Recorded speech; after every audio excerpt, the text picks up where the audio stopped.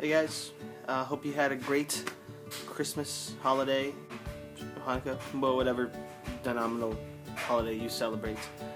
I am wearing a new sweater that my sister-in-law got me, so thank you, Ashley. It's very warm, very soft, and like pet. Anyways, and I got an iPad. I'm actually filming off my new iPad right now. Just want to test it out and see how it works. I'm looking forward to using it on the job. Yeah, thank you. It's been a great holiday. I got to spend it with this guy. Rudis, come here. Come here. Say hi to everybody. Hey, buddy. Hey. How's it going? Oh, cool. Okay. Yeah, I've been dog sitting for my friend Matt while he's been in Minnesota. So I've been keeping Rudis company. Rudis, sit down.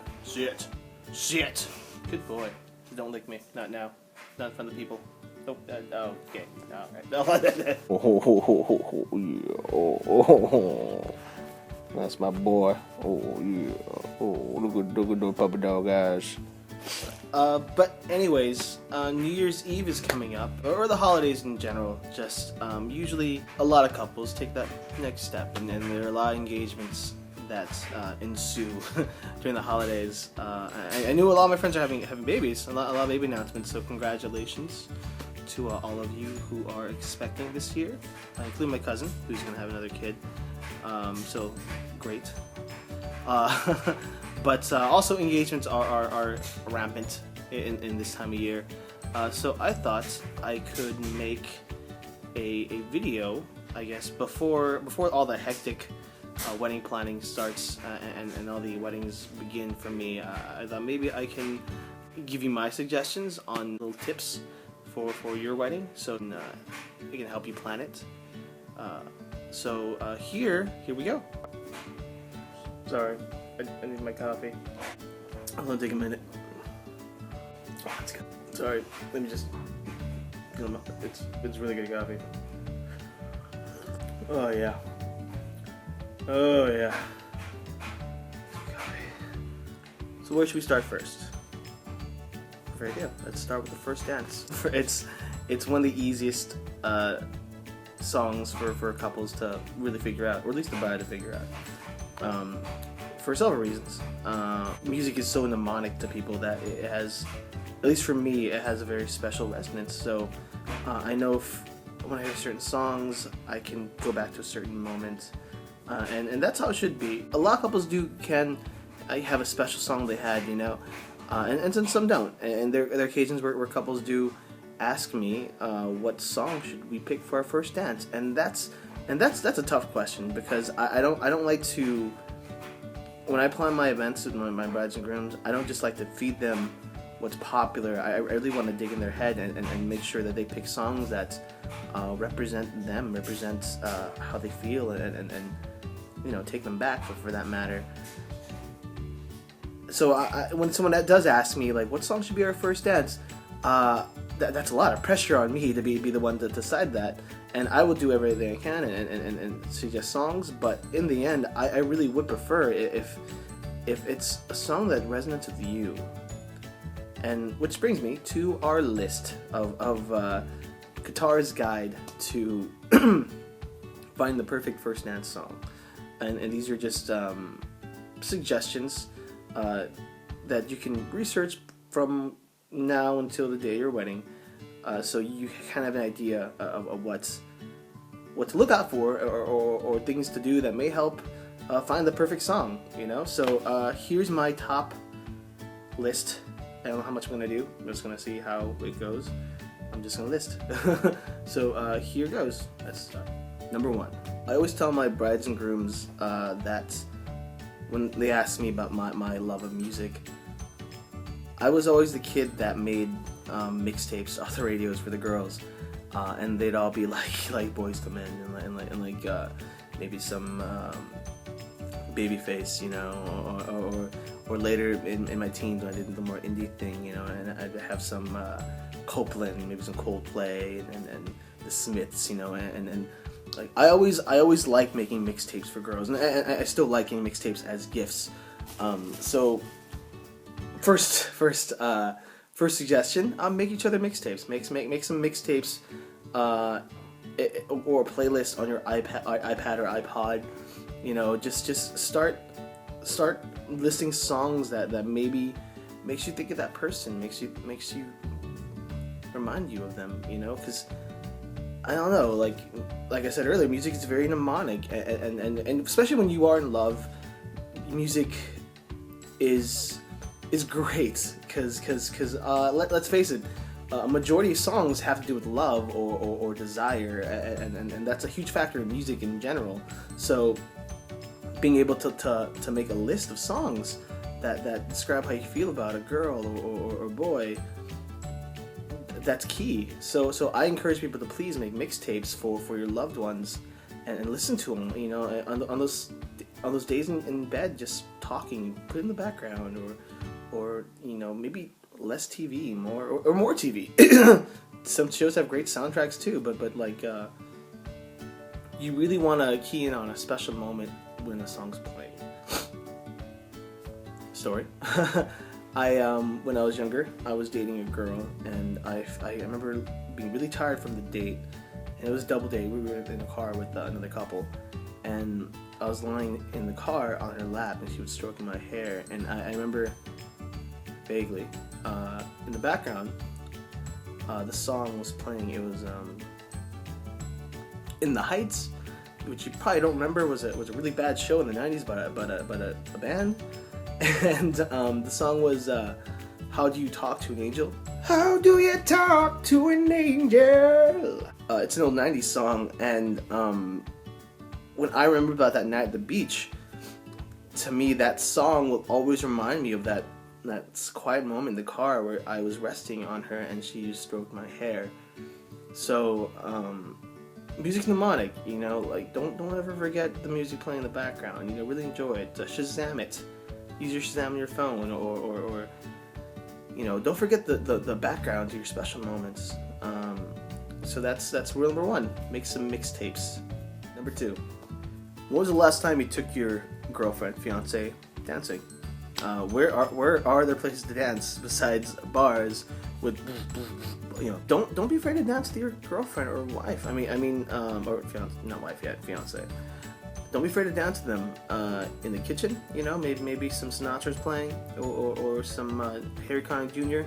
I know, I imagine that you live in a loft in New York, in a Harry Met Sally type movie, that you would do that. But you know, don't be afraid to be silly with your loved one, and enjoy those quiet moments together, and just dance. Someone's watching you. You're in your kitchen by yourself, making God knows, tamales, whatever you're cooking that night for dinner, or attempting to cook. You know, put the radio on, listen to some classic music. Just listen to some music and have fun, and don't be afraid to just grab your girlfriend and just take her by the hand and lead her. And oh, that's another thing. Let your man lead. If you're gonna dance with your man, let him lead. The man should always lead. Men learn how to lead. It's not very hard. Just you take the show. It's probably the only time you get to be in control. So like, take a lead. Coffee break. So my suggestion is dance with your fiance. Don't be afraid to dance with them. And if you want to go somewhere to dance, there places at Atomic Ballroom. Look them up. Atomic Ballroom. I think there's one in Placentia and Costa Mesa. So you can check them out.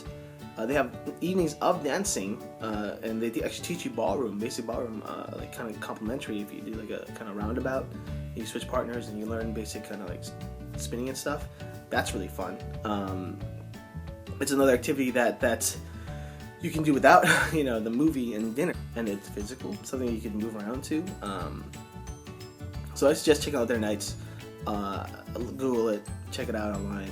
Hopefully you watch the movie. Don't sponsor me. I don't know. But go dancing. Go out dancing. Don't just do the bar. Don't just see friends. You know, like try something new. So dance, and maybe that song will strike you. You know, because I remember another story. When I was dating somebody, we were at Disneyland, and Disneyland actually has And if you do have a season pass, or you do go Disneyland, if you do go Disneyland on a Friday night, they have open dancing at the Carnation Plaza, which was taken away with the renovation, but now it's back. So they have swing dancing and classic jazz playing. Really cool environment, a lot of fun people. It's one of the oldest staples of the original park, so there's a lot of history there too. If you get a chance to dance, the UV couples have been dancing there since the opening of the park, so that's pretty cool. And I don't know about you, I love talking to older people. I don't say old people, which people in their golden years. It's great hearing their stories, and they can teach you to dance. They know that all that swing stuff. They can teach it to you at their spry age.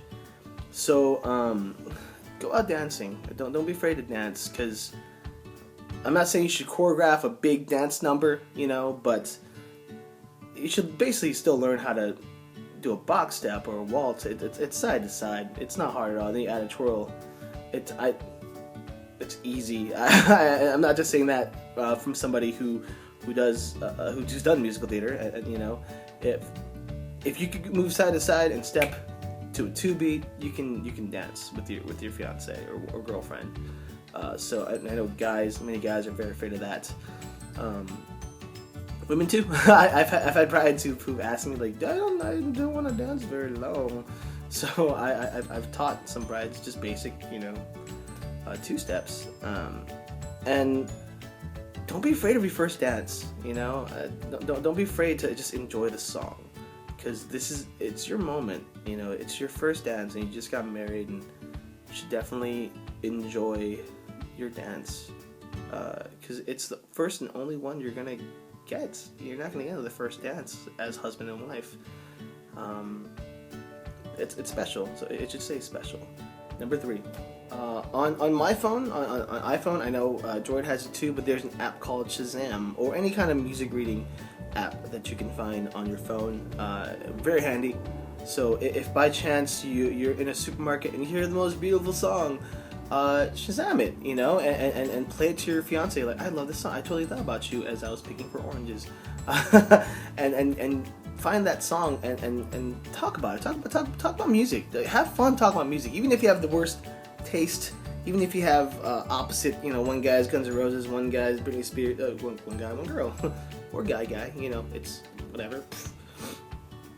Basically, if you have opposite tastes, talk about it. You can always find a compromise. You can always, I know, a lot of times love songs people tend to think cheesy, but it all depends on your resonance.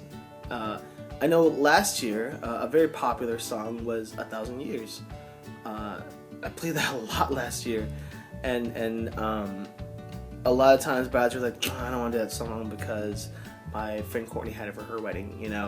Well, you're not gonna remember Courtney's wedding 10 years from now. It's your song should be your song. And if 1,000 Years, if that's a song that reminds you of the person that you want to spend the rest of your life with,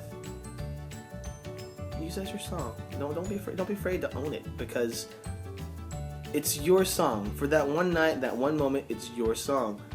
10 years from now, you're not gonna think, what was Courtney's song? You're not gonna care. And don't cheat a good song for being good, because the reason why 1,000 Years is actually a great slow song is not because of Twilight. It's because it's beautifully written. It's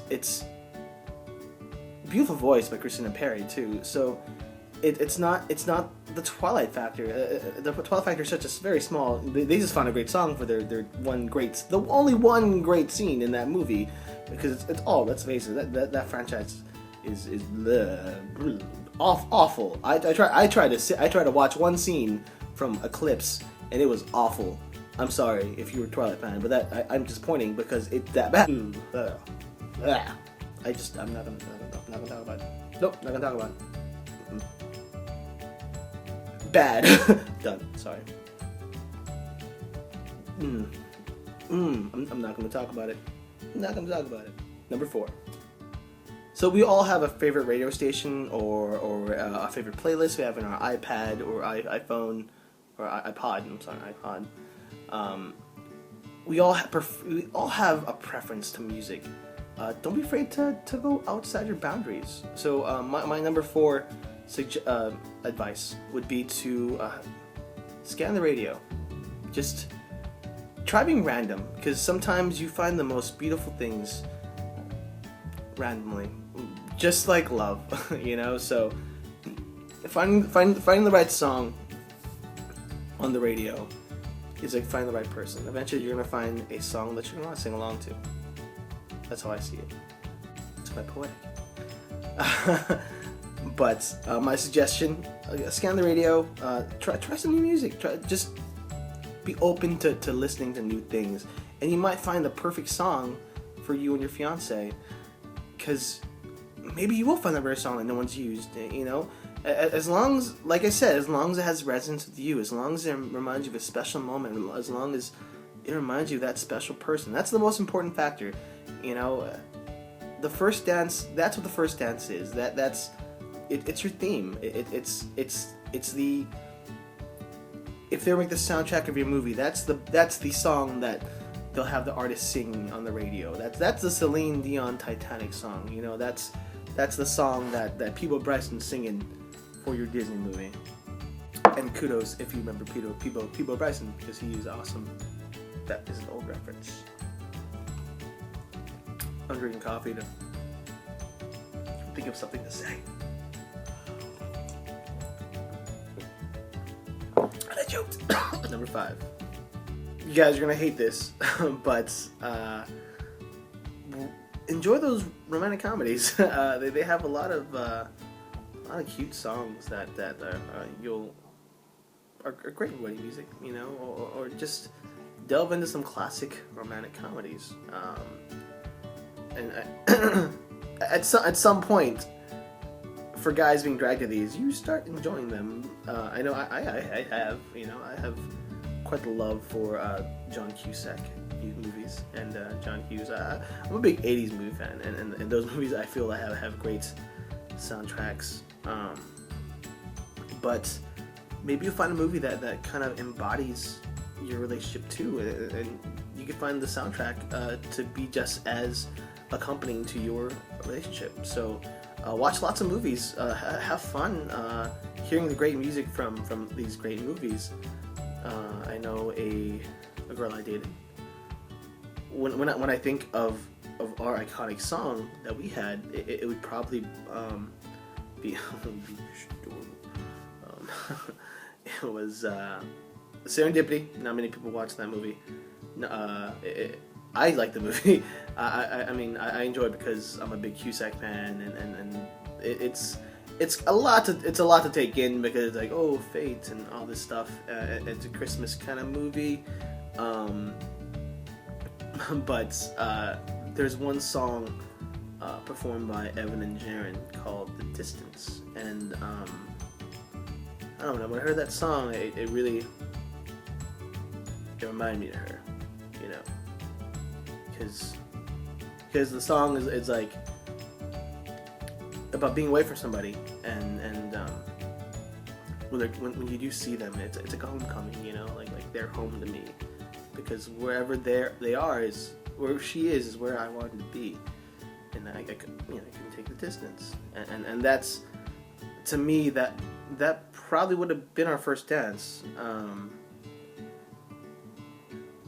So that kind of awkward. My suggestion: watch a lot of movies and really enjoy the soundtracks. Look them up. Start researching. You know, that's I mean, really, guys, picking music, that's the fun part. You know, this should be all fun. There should be no stress on this whatsoever. Because it's your wedding day. So these are songs that are going to be, 1, fun to listen to. 2, you're going to remember these songs years from now. When you hear them on the radio or in the supermarket, you know, and that's what I love about weddings, about playing music for people. The fact that it is mnemonic, and there's a moment after all the hoopla at the grand entrance. You're just sitting down with your wife or your husband at the time, and you take a breather, you know, and you look at each other and you realize, wow, we're we're married now. Kind of crazy. And then you will hear in the background, it could be anything. It could be Come On Eileen. It could be Coldplay. But that one song, that one Coldplay song that's playing at that current moment, you'll remember that one small moment where you just took a breather and looked at each other. And forever, that moment will be related to that song. So that's what I'm trying to emphasize here. Like resonance. Have a song that means a lot to you, not just because it's on a list. You know, in fact, a lot of songs in your wedding, don't just list them. Like really take your time to think about what songs are important to you in your relationship, and that's all I'm trying to convey here. Because really, every relationship has their own playlist, their own mixtape, their own soundtrack. So I really want you guys to really look into that playlist. Because really, as the DJ, as the MC, when I see the playlist of my couples, you know, when I get to know their musical taste and what they like and who they like and who they don't like, you know, for me it's my opportunity to showcase those songs. So it's like you wrote all the music,